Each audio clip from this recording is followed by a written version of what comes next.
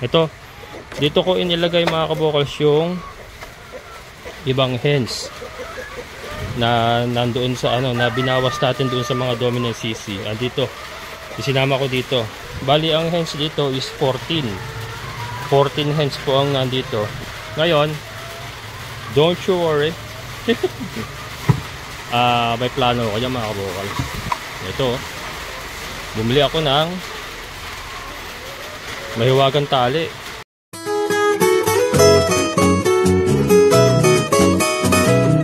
So mga kabokals, magandang hapon sa inyo lahat. Yan, mag short update lang po ako. Na-miss nyo ba ako kahapon? Pasensya na, hindi po tayo nakapag-upload kahapon at talagang na sobrang busy at hindi na talaga kinaya. Kaya marami po kasing mga pangyayari. Unang-una, yung ating pong perimeter dito sa ating taniman ng Madre de Agua ay bumagsak na. Yung sa kabilang side po niya ay halos open na.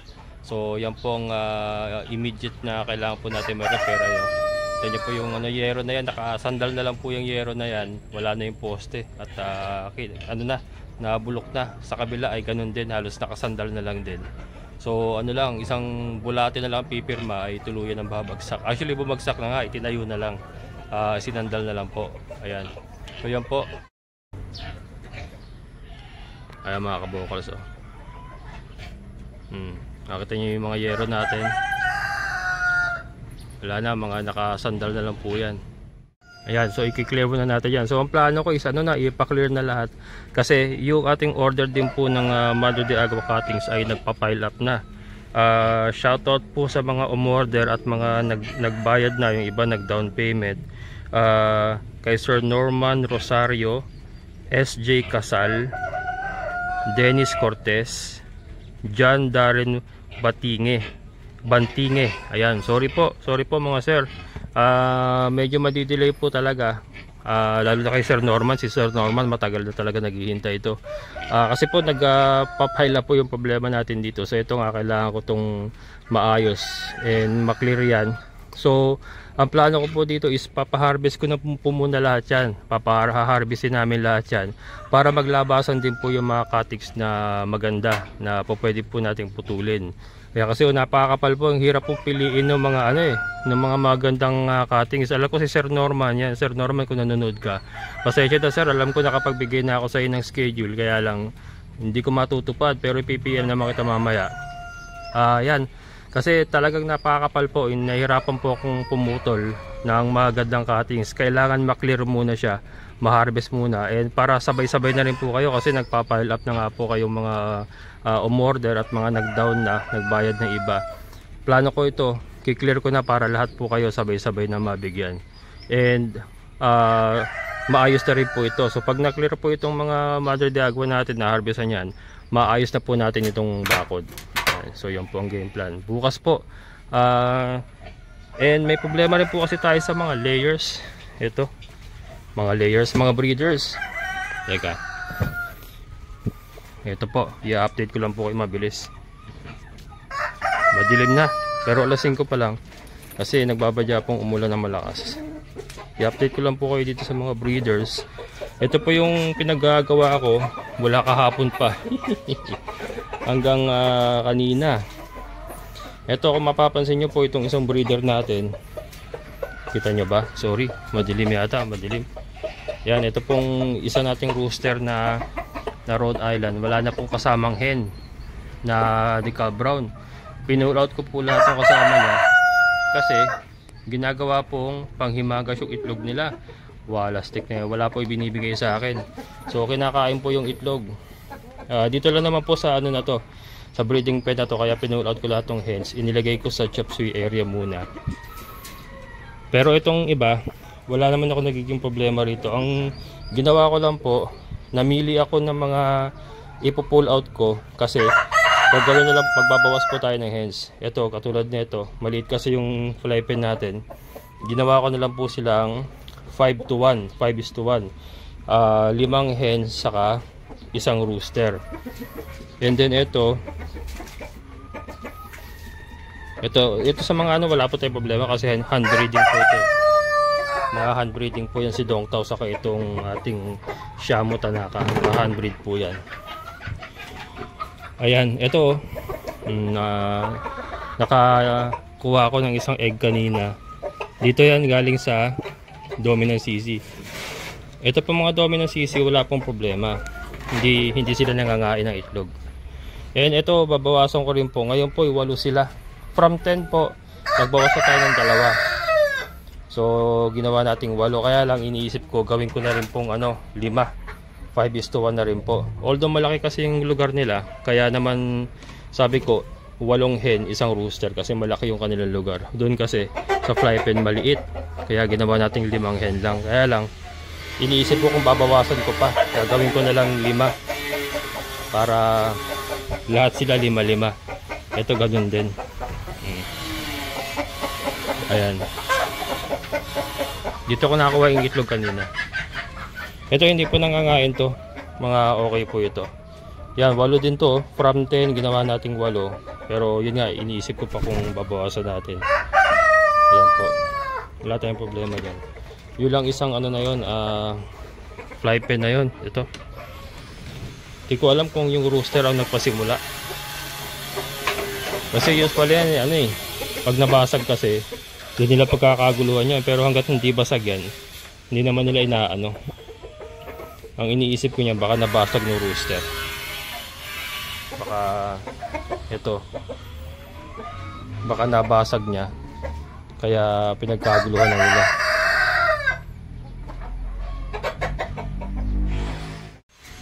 Yan, ito po iniisip ko, baka nabasag niya kasi umakit sa pugaran nabasag niya, and then kaya pinagkaguluhan na. Nakita ko kasi huli sa akto talagang pinag-aagawan pa, saka ang lalagkit ng mga ng mga leeg. Ibig sabihin pinag-agawan nila itlog. Kumapit sa leg nila yung yung katas. Ayun na, mula na. Mula na.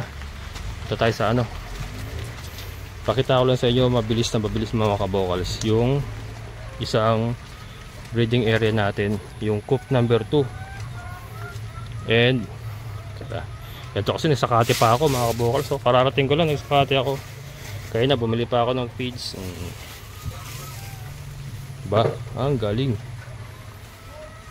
Hindi pa ako nakapanguha ng yung isasabit ko mamayang gabi sa ating mga layers talaga. Ito umuulan pa. Ito, dito ko inilagay mga kabokals yung ibang hens na nandoon sa na binawas natin doon sa mga dominant CC. Andito, isinama ko dito. Bali ang hens dito is 14 hens po ang nandito. Ngayon, don't you worry. May plano ko dyan mga kabokals. Ito, bumili ako ng mahiwagang tali. Yan, bumili ako ng mahiwagang tali mga kabokals. Ang plano ko is itali yung 3 rooster, yung 3 pula. Yung 2 anak niya yun yung 2 na yun ito tatay saka ito, 3 sila dito, kanto-kanto. Yung kanto-kanto sila, nakatali lang, hahabaan natin ng konti, and then lalagyan natin ng ring na naka-ring dito, naka-ring para umiikot-ikot siya. Yan, umula na. Ayun na mga kabokals, umula na. Ayan po. So yun po ang plano. Dito sila lahat.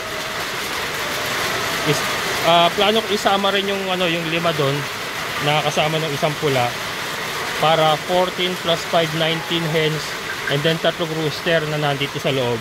Nakataling rooster kasi hindi sila pwedeng nag-aaway mga kabokals. Nag-aaway kaya nakatali kailangan, and then tatanggalin ko itong mga hapunan. Igigit na ako para hindi nila maabot, hindi sila humapon kasi baka sumabit sila pagka lalagyan ko sila ng sarili nilang hapunan. Yung pang plano dyan. Ayan, umulan na malakas. Kuya, basa na ako. Ayan, so yun po ang plano mga kabokal, at umulan na malakas.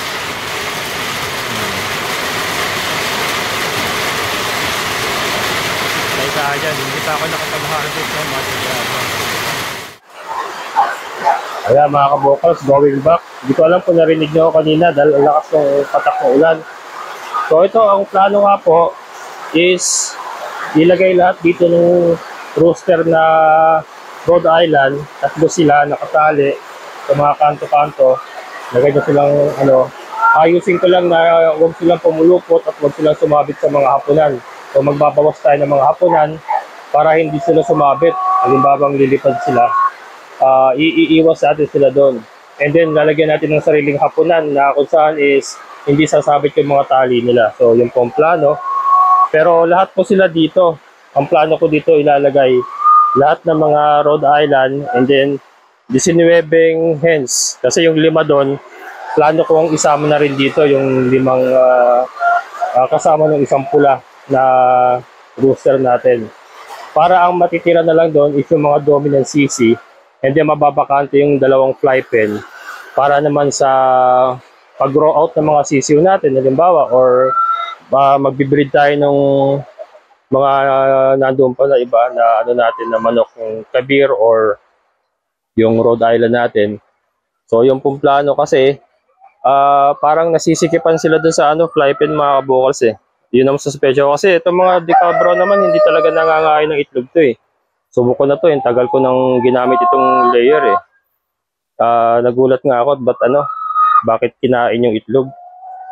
Ano na yan eh, kasi 3 beses ko na nakita na kinakain nila. Noong una, akala ko na babasagan lang na yung manipis kasi may manipis na shell. Minsan kaya lang nung nakita ko sa pugaran binabanatan kanina, sa pugaran na mismo binabanatan, so hindi na maganda yon kasi sa pugaran na niya kinukuha eh. Yung mga na previous kasi nakita ko sa lupa. So inisip ko na baka sa lupa ng itlog kaya ganun. So yun, nandoon na sila sa capsule area and eto 14 pieces nga itong hens na nandito. And then bala ko idagdag yung 5 hens pa doon at saka yung 3 rooster dito sila lahat. Para lahat po nandito. And ito ayusin natin to. Lalagyan natin ng mga division yung may mga pamakuan na yan. Masakit ang ulo ko sa inyo ha. Hindi naman nila ugali mga ng itlog eh. Kung mineral deficiency, naka-vitamin sila mga kabokals. May molasses, asin pa yung binibigay ko sila sa kanila, alternate. So, meron pa silang Madre de Agua. Ano yun eh, nakatikim kasi. Nangyayari po yun pagka nakatikim talaga. Ayan na. Nag-uumpisa na po yun, parang hinahanap-hanap nila. So, ito si Kenny the Roger. Kasi hindi kakayanin ni Kenny the Roger yung marami. Kaya plano ko nga ilagay pa yung 2. Para mabakante rin yung fly pen. Magamit sa ibang paggagamitan yung 2 fly pen doon. And yun nga, yung nasa dominant CC, yung 8 na yon, plano kong bawasan pa, gawin nating 5. Ayan yung game plan. And ilalagay lahat muna sa chop suey area. Doon na lang muna sila lahat sa chop suey area, yung mga hindi gagamitin. And then pipilian ko po yun ang mga ibebenta para mabawasan. So yan po. Yan po ang aking update.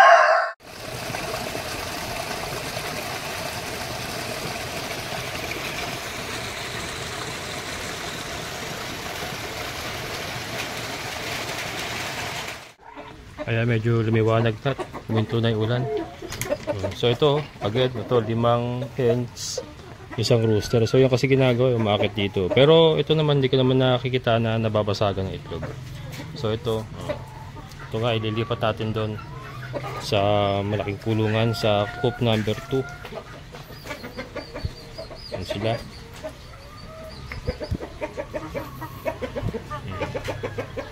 Yan ito mga kabuklas yung ating mga Dongtao, Dumpo Giant, saka yung Tanaka natin. May mga pasisiw tayo sa kanila ngayon. Daraksa mais lang kinakain yan. Saka yun nga, Madre de Agua. Pero nakapag-produce naman sila. So yun po ang gusto kong gawin dito sa mga Decal Brown kasi napakagastos po pag gagamitan natin ng ng feeds, ng breeder feeds, magastos. Ayun si Chloe. So, di ba, ang lakas ng ulan, pero okay sa orange siya, hindi na siya nababasa. Masaba yung ma? Yan. Yan mga kabokas, So, So okay na siya kasi nilagyan ko ng ano, nilagyan ko ng yero doon. Ayan. And then may bubong siya rito. So yun nga. Nandito si Chloe. So at least nandito si Chloe. Kahit pa paano meron tayong gwardiya, may depensa tayo. Kaya lang syempre iba yung secured eh. So ito tignan natin sa kabilang side mga kabokals para makita nyo yung sinasabi ko. Yan. So tingnan natin mga baboy. Hindi pa bumubukas yung ano, solar kasi ano pa, maliwanag pa sa labas. Trisha. Si Basha. Hello Basha. And si Kimberly. Yan. Kimberly. Okay ka na ba Kimberly? Yan si Kimberly. At yung mga muscovida kay ano, masayong masayo mga kabokals. Oh. Ang puputik. Pero yun ang gusto ng muscovida yung ganyan. Yung maputik, mabasa. Okay ba kayo dyan mga brothers and sisters? Ito yung ating mga dong xiaobo mga kabokals. Oh. Aba, gusto ka agad ah. Napakalalakas nyo kumain ah. Pero lalaki ng butsi nyo. Oh. Lalaki ng butsi mga kabokals. Oh. Nakakita nyo ba yun? Nakakita yung mga butsi niya, lalaki. Tama na yan. That's enough for the day. O tinaob mo, ay walas ikaw. Tinaob eh ha. Sinasanay ko kasi mga kabokals na ano, na mataas yung kanilang pakainan. Sinasanay ko na as early as now. Para yung tindig nila eh ano, nandoon. Kaya tinataas ko yung mga pakainan nila yan. Nakataas yung mga pakainan niya mga kabokals. Para makuha natin yung tindig. Yung mga pato natin. Okay ba kayo dyan? Yan. Safe naman sila. Yung mga white legos natin. Yan. Mga white legos natin. Okay naman sila. Kaya nagpuputik yung ibabaw mga kabokals. Kasi yung mga pato ginagawang tambayan. Yung ibabaw. Parang ito. O ito yung mga chop suey natin. Andito na nakahalo yung ano, mga decal brown. Kaya saraban natin. Baka sumalis eh. Yan, so dito na nakahalo yung mga pinull out natin doon. Para magiging reconditioning area na rin nila nito, itong area na to. Pero yung mga hindi na talaga po pwedeng gawing breeders, syempre kakatayin na natin yun. Yan natin, kakaling na natin yun. Ngayon, napakapal mga kabokals. Oh. Ito sinasabi ko. Oh. Yan mga zero, yung mga umorder. Oh, napakahirap ano. Napakahirap pong kunin ng mga cuttings. Kasi napakapal po. So bago ko mapasok yan, ang dami kong sisirain. Papasok ba? Ang dami ko pong sisirain pagka dinaanan ko yan. Oh. Pagka kinuha ko. Kasi yan ang target natin mga kabokals eh. Yung mga matataas na yan, ang mga magugulang na, na puno eh. Yan pong pinuputol natin eh. So nasa gitna sila eh. Oh. Kaya ano, kailangan talaga ma-harvest muna lahat para maklear yung dahon at hindi masira pagka pumasok tayo. So ito po, ayan oh. Ang sabi ko. Yung mga kabokals oh. Kita nyo ba? Wala na kasing poste ito mga kabokals. And then ano, hindi pa tambak to. Sila dyan, tinambak yung mga basura nila dito, yung mga pinagtatabas doon sa manukan nila. Kaya ano, sumandal na dyan sa bakod ko. Ayan o. Oo, kung kikita nyo. Ayan, sumandal na. Ayan, nakaganon yan. May mga madre de agua wala makakapal dyan. Kaya ano, nasasangga nila pero wala nang poste yan eh. Ayan. Pero hindi naman basta-basta makapasok ang tao rito kasi nga, eh sila dyan open din yung manukan nila. Manukan nila yan eh. Yan eh. Mga Texas yan eh. So pag pumasok sila dito, yari sila. Hindi, pero iba pa rin yung safety tayo na may bakod. So ang dami na natin manok mga kabokals. Yan, andito na lahat sila. Pero again, pipilihan po natin yung ibebenta, babawasan natin yan. Hindi natin po pwedeng pakainin nila na pakainin yung mga hindi na po pwedeng mangitlog. Kailangan niya may alis na rin natin sa lalo madaling panahon. So inaayos ko lang po. Kasi baka baka yung mga napili ko doon, yung pa yung hindi bumigay. Andito pala yung mga bumibigay pa. Kaya hindi mo na ako mag-aalis. Kasi baka ang maialis ko is yung mga po pwede pa. Hindi natin alam eh. Ayan, so standby lang muna sila dito. So yan po ang aking update for today. Medyo mabilisan lang po at lumakas pa ulan, no. Napakapal, oh. Sandali lang talaga. Ayan, kaya yun mga sir, pasensya na. At ito, promise talaga. Ito, kapal, oh. Ito yung target ko mga kabokals, no. Yan ang magandang gawing cutting, so taas, oh. So nandito siya sa dulo, imagine, oh. Para marating ko yan, sisirain ko lahat yung mga dadaanan ko dyan, oh. Maraming masasakripisyo. Kaya hindi ko muna ginagalaw at hindi ko pa magawa yung mga cuttings nila. Ayan po. Ano, gutom ka na? O, sige, kakain na kayo.